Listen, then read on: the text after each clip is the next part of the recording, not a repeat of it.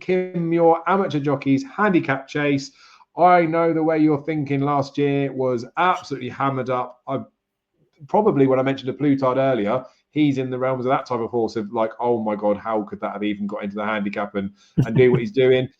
I mean, it's not the point of this race, but like he strangely would have had a chance in a Gold Cup, wouldn't he? And he didn't get the entry. He's obviously favourite for a Grand National now.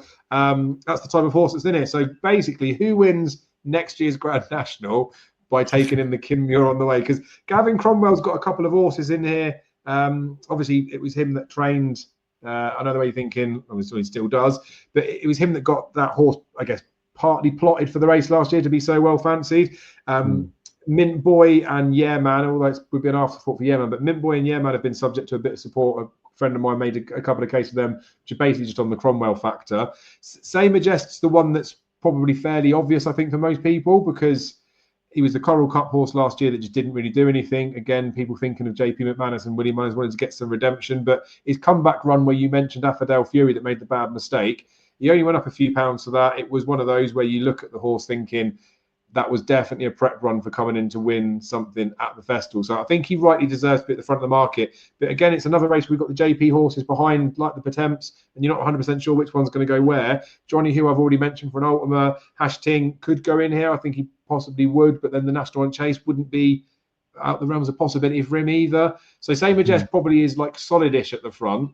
And then, like I said, a couple of the Cromwell horses that I think are probably interesting at bigger prices. But will like just Say Majest warrant being firstly favourite for this race, and secondly as short as he is, given that he did flop in that Coral Cup last year, or you a forgiving person? Yeah. Look, he did, but that was only his third start for Willie Mullins, wasn't it? So still very much acclimatising. He's had a longer time with him, a clearer run, a summer off, and he's looked a decent model over fences, hasn't he? You know, his two beginners chase runs were good. Never really put in the race behind Ampere Pass in that Grade 1 at Limerick at Christmas time, and then he won cosily, I thought, beating Affordale Fury at Fairy House. Much will depend on the mark he gets given. He's 140 obviously in Ireland. Generally, looking at some of the entries of the Irish horses in over the last couple of weekends, the UK handicapper hasn't been adding too much on to their Irish marks, so you'd think he'd get in here, given this is 145 ceiling. So, he's of interest, definitely. And it's that kind of profile of a horse that goes well in this race, isn't it? Lightly raced, generally, a few pounds in hand. But you do also find the odd one who's a bit more longer in the tooth, likes Cheltenham, prominent run style, a little bit older, and just sort of goes and does it similarly. But it's hard to find which horses fit those particular bill that are coming in here in a decent vein of form, really. There was one other one that I'm definitely half interested to see what mark she gets, and that's 9 Graces for Barry Connell, because I think she's sneakily going under the radar a little bit. Looks to me like a really strong stayer, and touch wood, she is a sound jumper, because she's gone through her races over fences so far this season pretty nicely. She finished second to La Malmaison in a mare's handicap chase, and then she went and won very, very easily in the amateur riders national under Finian Maguire at Punchestown back in the second week of January. I think she'll only be better stepping up in trip. You'd imagine Finian Maguire will ride again, knows her well.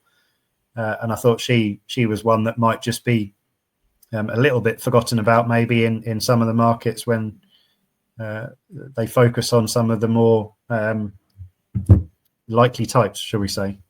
But she, to me, is a likely type. Well, I like that. And the thing is, we've got to remember these on the day, there'll be some probably extended places, but sometimes as well, because the field sizes have been chopped. I mean, there's 24 in this race, but the 5 places you can get anti-post non-runner money back on some of the horses now isn't terrible value. Sometimes it's actually quite good value. And especially in those each way multiples, even if 1 or 2 of them drifts, I mean, you ideally don't want that. But if you get on some of them at the right prices and they shorten up, the place parts alone of those bets are significant, aren't they? It'll be worth just quickly mentioning Transmission in here as well, because for all that I believe that he's going to go to the National Hunt Chase, that's what the trainer said. The reason I was reluctant early in the season to put any content out about how much I liked him for that race was the fear factor of the Kim Muir and the fact that Patrick rode him before.